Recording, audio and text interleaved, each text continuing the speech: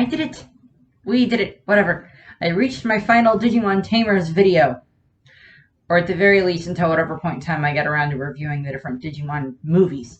We'll see when that is. Possibly after I'm done with Digimon Frontier. We'll see. I've done it. I've reached the last one. This one is going to be me talking about the D-Reaper form. Since the D-Reaper, throughout the course of the last third-ish or so of the series, takes, multiple different forms and all the different agents and everything that it develops. I figured this one needs its own video because I'm going to go into some detail about some of them. So, this was technically not planned. Well, the fact that I'm wearing a red shirt was planned because the D-Reaper is a big, blob of red. But the fact that the first one I'm going to talk about is someone in disguise mimicking someone, and it's my Mimikyu shirt. I did not realize until I actually sat down to record this video, so we'll see what happens. As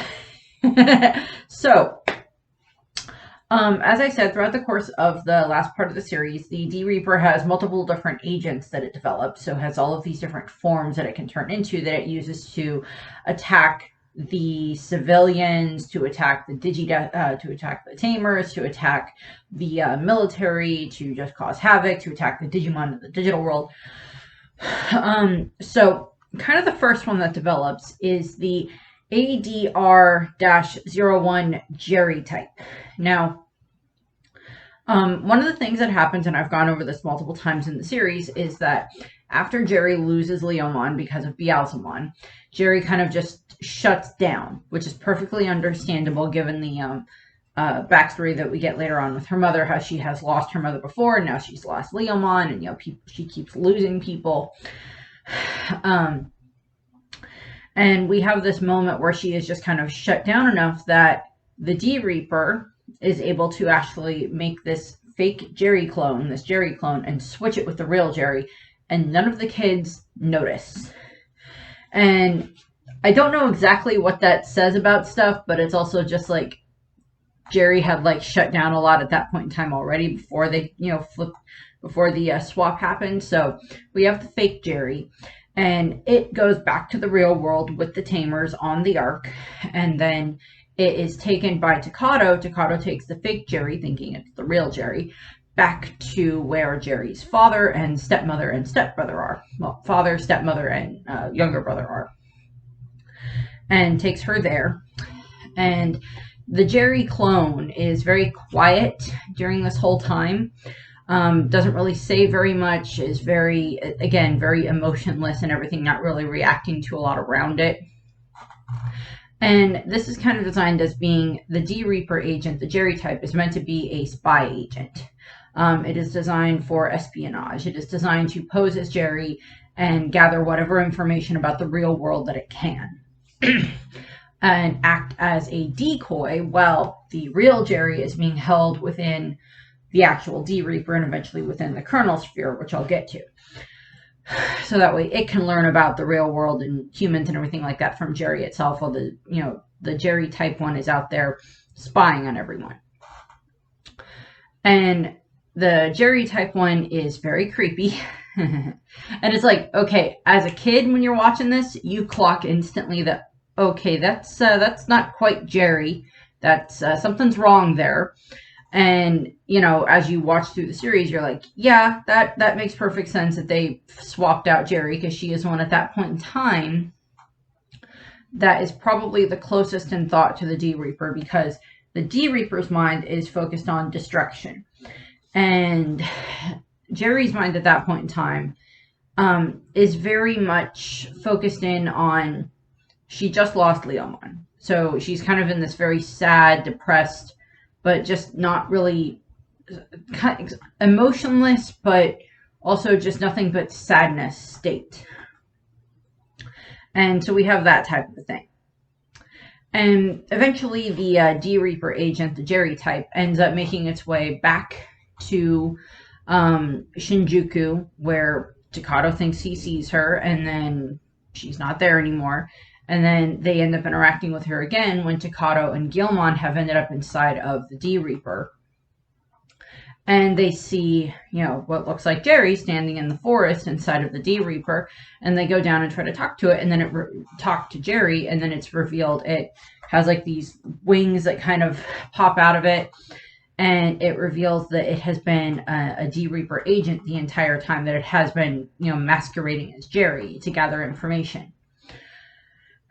And one of the other reasons, of course, that I state that, what it does is disturbing and all get out is because of the fact that it has the ability to mimic Jerry's voice.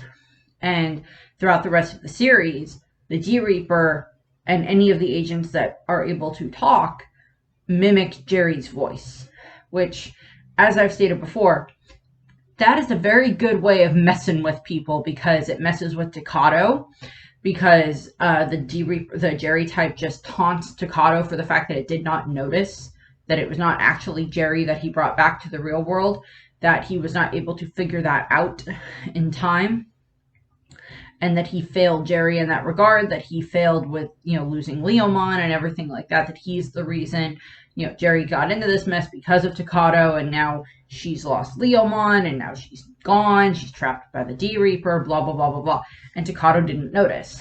And it just taunts Takato with Jerry's voice. Basically, what ends up resulting is it finishes kind of evolving into like the main setup for the Jerry type one that we see for most of the rest of the series up until like the last episode. And it evolves into this, and it clearly is still based off of Jerry, but it looks much more, grown up and everything.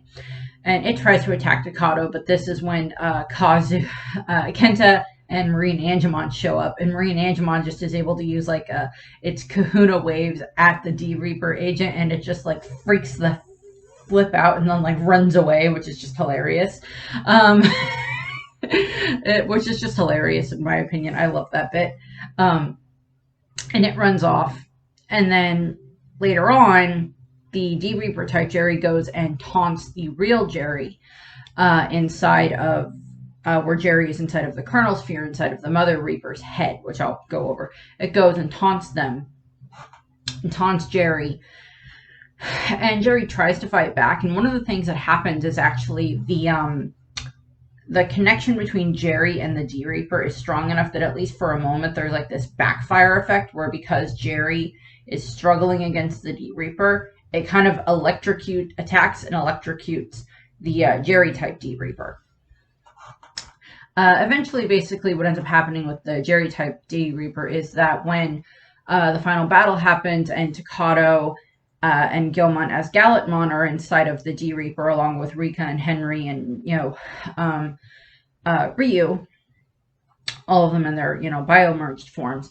Takato is he's trying to save Jerry, so he's off trying to get to the Kernel Sphere so he can save Jerry, and he ends up fighting against this slightly more evolved version, because all of the D Reaper agents have this like connection to the D Reaper. And it's kind of like an umbilical cord, but it comes out of their back and it connects to the D Reaper. So the D Reaper can kind of power it up, and this Jerry type one kind of has been powered up a lot more. And it is fighting against Takato. It knocks out Grani. And then Grani gives Gallantmon its power, so Gallantmon is able to become Crimson Mode, and he is able to then destroy this, this version, the Jerry type, and just destroys it, and is eventually able to, save Jerry.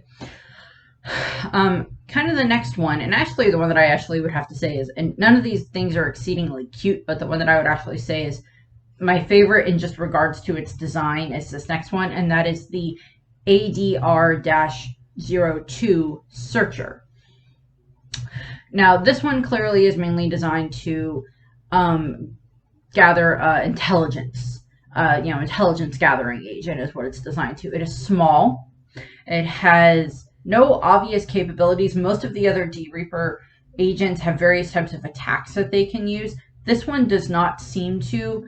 And it has these two large like wings with like eyes on them, and it kind of looks like it has like a CD around its middle.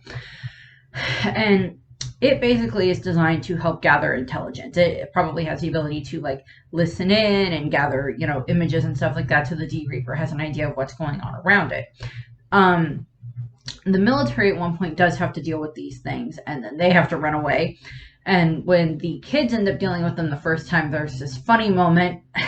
I do not know if this is just in the English or if it was something in the original anime and they stuck with it because it was funny. There's a moment where like all the kids are in the park and these things pop out and they think they're like birds for a second, and then they figure out, oh no, those are part of the D Reaper. And they all run away, and Gilmon is still standing there like staring at it, and Takato runs back. What are you doing? Gilmon, staring contest. And then Takato just pulls him away and everything. So it's like slight moment of levity, but it's just adorable. These things, as far as I can tell, I don't remember them ever having any form of attacks. If the most, it would have been like a sound wave type of attack. But again, I don't remember. They're relatively harmless, but they're just kind of more annoying than anything. So there's that. Next one, we have one that is a bit more of an issue. We have the ADR-03 Pendulum Feat. And this one is the anti-aircraft attack agent, because at various points in time, the military show up and they are trying to attack the D Reaper. And this thing shows up. Again, it is designed, it looks kind of a little bit like a Reaper, where it has like a hood over the top. Its face looks a little bit like a pumpkin. And then it has like little sickles and then like little pendulum feet on it. And it is a rather formidable opponent. Again, given the fact that it is connected to the D Reaper, means that it can replenish its supply. It can, heal itself if it gets attacked. So part of what happens when it comes to dealing with these is you have to be able to sever it from like the umbilical cord thing that connects it to the D Reaper, and then you're able to actually destroy it. It's basically what ends up happening. This one mainly gets into a fight with Beelzemon. Because, Takato and the others kind of fight against it as well, but Beelzemon is actually able to show up in his blast mode, where he has his wings and his, gun arm, and he's able to actually attack it and help the Tamers, regain their ability to, regain the battle and win. These things, again, they pop up other times. The searchers pop up again as well. Most of the different variations of these things tend to have more than one that pop up, particularly for the smaller agents. Like the searchers will have like thousands or dozens, hundreds of them gathering information. Also, again, they're just really good creepy tactics of like taking out your enemy, of just like psyching your enemy out. There's not too much else there with that one. Then we have the ADR-04 Bubbles. This one is the ground combat agent, and like the searcher, it is very small, and there's lots of them that appear whenever they spawn, and they are able to use like wave motion guns that are in their arms, and like they blow up and they kind of look like bubbles. And it's kind of described as like a small squid-like agent, and again, it's designed to attack against ground assaults. This, again, another one of the things that they use to, the D Reaper uses to try to battle against, like, the ground forces of the military, and, of course, to attack the Tamers and everything. Again, these things pop up multiple times throughout the last several episodes, and they just get destroyed rather easily later on. They're just more designed to, like, kind of be like a grunt work type of stuff. Then we have ADR-05 Creep Hands. This one is kind of is designed to be used for like grappling. So this one is designed to use against like bigger opponents. It ends up fighting against Mega Gargomon, and I think this is actually the one that the Tamers are battling when they are able to actually able to biomerge again, when they get the ability from Dobermon to be able to biomerge again. And so it's eventually, that's how it ends up getting destroyed, is once they're able to biomerge, they're able to defeat it. I think that's where this one comes into play. give or take, showing up in various places when it eventually does show up. Again, I think this is one of the ones that shows up a few times. And once you destroy it, as long as it's not connected to the D Reaper, they will not reform. But that does not mean that the D Reaper cannot make others, a new version of this one. And some of the ones that we end up seeing later on are obviously combinations of other ones, or like the D Reaper has learned to make, oh, this thing needs to be better in this regard, or this thing needs to be faster, or this thing needs to be stronger. So we get that. This one at one point in time does end up getting into a fight with Grani. I think it ends up being part of one of the battles with Grani, but I think Grani ends up being okay in that regard. It just ends up getting, healed up later by the monster makers. Next one, we have the ADR-06 Horn Striker. This thing actually looks rather intimidating. I mean, some of these look far more intimidating than the others. This one is the military commander agent. So, it's medium-sized. It's mainly used to fight against like medium-sized opponents, kind of like the grapple. The creep hands also is kind of designed for that as well. It's kind of designed off of like a beetle, like a green beetle, and it has just a lot of strength and very large proportions and everything. And it is just able to do a lot of damage to other things. I think it is eventually destroyed again by the Tamers all working together. Most of these end up getting destroyed by the Tamers working together. It can also summon a lot of the different like mini agents to fight with it, and is eventually destroyed by Gallopmon Crimson mode inside of the D Reaper during the big final battle. Then we have the ADR-07 Pallets Head. So this one is one of the exceedingly creepy looking ones. It's like got all of these different mouths all over it. It's a lot of the different times that they used to describe some of the things as very eldritch-like beings is what they look like, which I can definitely agree with that. Not a huge fan of Cthulhu or anything like that, but I can definitely see the H.P. Lovecraft references in them, given the fact that, like, I think Hypnos itself, the agency Hypnos, I think I said, is based off of like an H.P. Lovecraft book as well. So this thing is kind of a reconnaissance in-force agent. So it is, again, designed to gather intelligence. And this is actually the one that ends up interacting, I think, partially with Jerry's father. When Jerry's father is informed that his daughter has been kidnapped and taken by the D Reaper and everything, he, drives the truck into the D Reaper and starts yelling at it. And I think this is the one that shows up and tries to, figure out who he is. Like, it has the idea of who it is, but it can't understand the concept of being, of what a parent is. This thing is also to be like somewhat of like the mid-tier boss in like a video game. And again, it uses Jerry's voice. Again, there's so many of these different things that just use Jerry's voice as a way of taunting Takato and the other Tamers and Jerry's father and Beelzemon and Jerry herself and everything like that, with just using Jerry's voice. Like this, computerized version of Jerry's voice. Which, by the way, the actress that played Jerry obviously would have ended up then having to voice the D Reaper given what happens, and I would have to say that she did a very good job with that. I did not mention that in the previous video about the D Reaper, but I would say that she did a very good job with that. Then we have the ADR-08 Optimizer.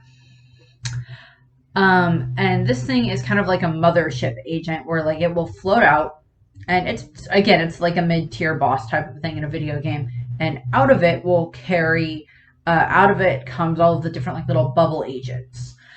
So it's like a mothership, and then like it'll pop out all these other little like baby versions, the different bubble agents and such out of its body. And is able to fire powerful blue energy blast from its mouth. Again, this is a version of like the D Reaper learning based on what it's, fought against with the kids before.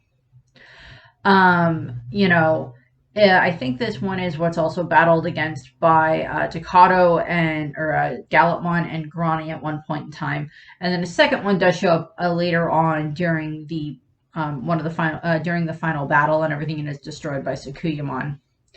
Again, there's like repeats of a lot of these ones just because it makes sense for the D Reaper to be like, oh, well, I've improved upon it, so now I will do this instead. Then we have the ADR-09 Gatekeeper. This thing is a base defense attack agent or base defense agent, and it is where Jerry is held for the majority of the last part of the series. Jerry is held inside of this thing because it's kind of like the D Reaper's brain, or the kernel sphere as it ends up being called. And it is designed to protect Jerry so that way Jerry cannot escape, so the D Reaper can keep feeding on her. As I said before in the previous video for the D Reaper, it kind of fuels itself based off of like Jerry's sadness, so it keeps forcing her to like have nightmares and be sad about Leomon and her mom and all of this other stuff, and just like make her feel guilt and everything like that, because it can feed off of the negative emotions. And eventually around the kernel sphere is where the mother D Reaper forms, is like with the kernel sphere as part of its face, but I'll get to that one in a moment.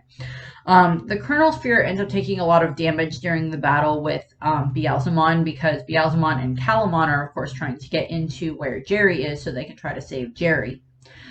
And Beelzemon ends up causing a great deal of damage to it, but again, it messes with Beelzemon by using Jerry's voice on him and everything. So that unfortunately happens. Then we have the last two. So this one is the Reaper form, which this one is just kind of the ability synthesis agent is what it's referred to as. And this is the one that was actually like in the digital world and fighting against the Digimon Sovereign, while the other part of the D Reaper was in the real world fighting against the kids, fighting against the Tamers and the military and the monster makers. During the final battle, this one kind of like comes through this like portal, this hole connecting, the wormhole connecting the two halves of the D Reaper comes through, and the Tamers are of course trying to fight against this. This is when Sakuyamon gathers up all of her power and transfers it to Justimon, and Justimon kind of like slices through it, and they think they beat it, and then it just kind of like fixes itself. And then that's when the four Sovereign come up, grab it, and drag it back down to the digital world, so that way the kids can then start working on Operation Doodlebug, where Mega Gargomon does his spinning faster than the speed of light in a certain rotation to then devolve the D Reaper. Then we have the last form.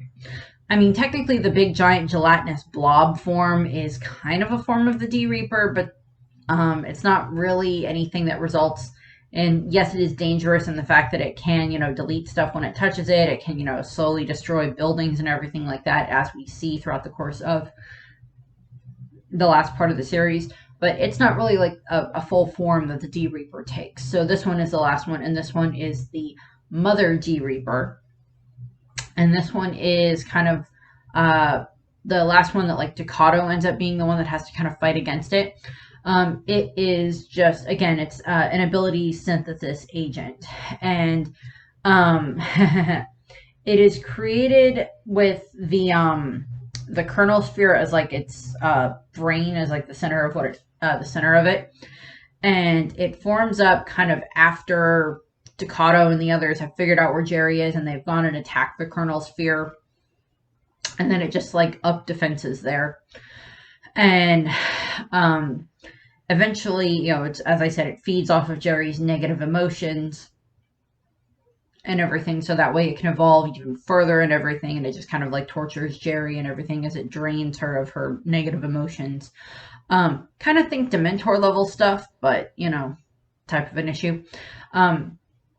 Eventually what ends up happening is it actually ends up taking over the Tokyo Metropolitan Government Building, which is where Hypnos was originally located.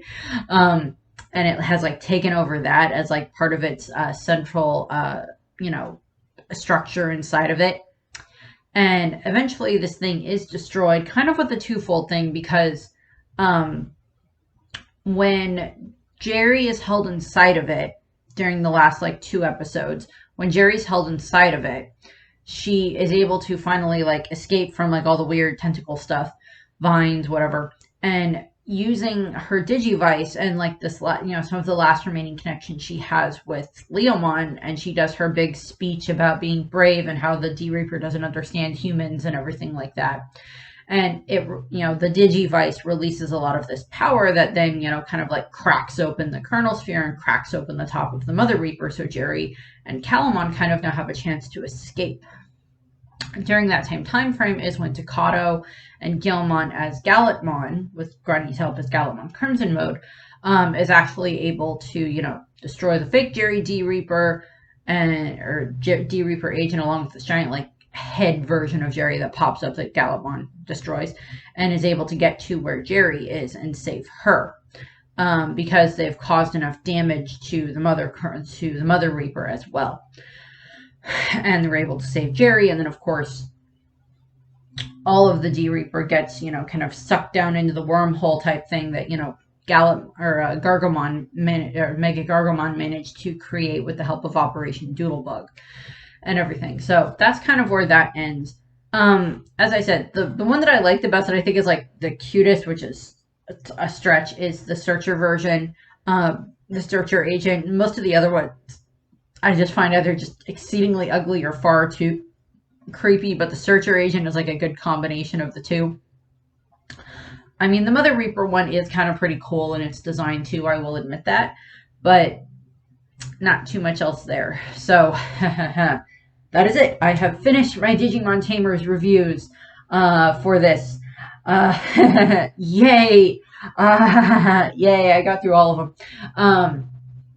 Eventually, I will get myself around to doing Digimon Frontier, but that's going to be a little while. I've decided I'm going to do another movie review series where I go through a certain set of movies, and I've decided that I'm going to be doing Ghibli movies next, in regards to the ones that I will be reviewing. Of course, I'll still be doing, you know, One Piece stuff and Disney and whatever else along with that, but I will be doing Ghibli movies next. And I will be going in the order that they came out. There might be one or two that I don't review just because I've never seen them, or I've never found a way of being able to watch them, so we'll see what happens there. But for the most part, I've seen all of them. Also, I know that like this year is like an anniversary year for Ghibli, and I know they're doing a big thing, or they're having a bunch of the different Ghibli movies in theaters again in America. I have not had the chance to go and see any of them just because I've had a whole bunch of other stuff I've had to do. But I am going to be doing Ghibli movies starting pretty soon. So I thank you very much for watching. I hope you enjoyed the Digimon Tamers videos that I did, and I hope you have a nice rest of your day. Bye!